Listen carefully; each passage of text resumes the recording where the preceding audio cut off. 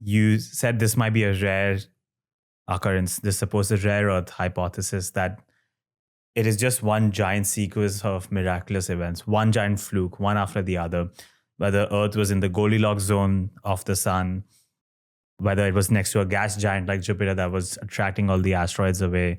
We didn't have any supervolcano eruptions for a long time. High amount of carbon and nitrogen in the beginning led to a greenhouse effect that helped the prebiotic reactions, then the oxygenation. This seems like one fluke after the other. Do you think, Stephen Jay Gould used to talk about the role of serendipity in evolutionary history as well. So do you think this is just one giant fluke, the biggest chance occurrence in the world possible, or life just adapts to whatever hand it was dealt? So these were the conditions on Earth. Life just adapted to evolve whatever conditions presented to it. So if in any of these steps something was different, let's say we didn't go through the great oxygenation event, then life would have just adapted like plants did. And intelligent life would have been some form of plants. It would just take in whatever conditions were given to it and adapted to that.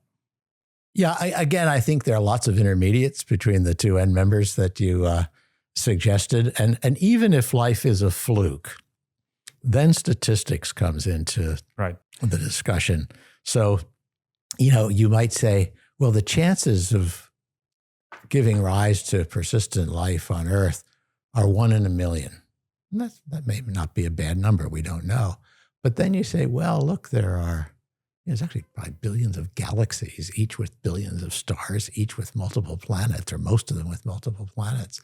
So if the chances of life originating and persisting on a planet or a moon are 1 in a million, there must be millions or billions of life forms that have, at least in the history of the universe, existed.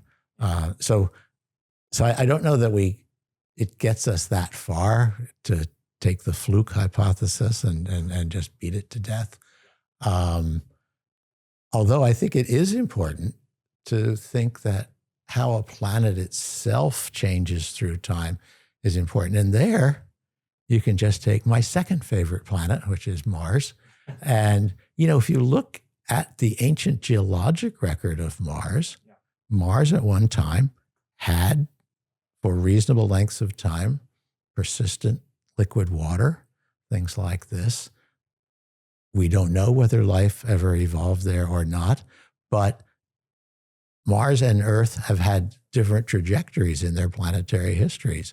Mars fairly early on lost this persistent water and became the kind of cold, dry planet that it is today. So in the difference between Earth and Mars then, at least in part, is the difference between the trajectories of planetary history. And again, that's something that bears thinking about too, particularly for this question of persistence.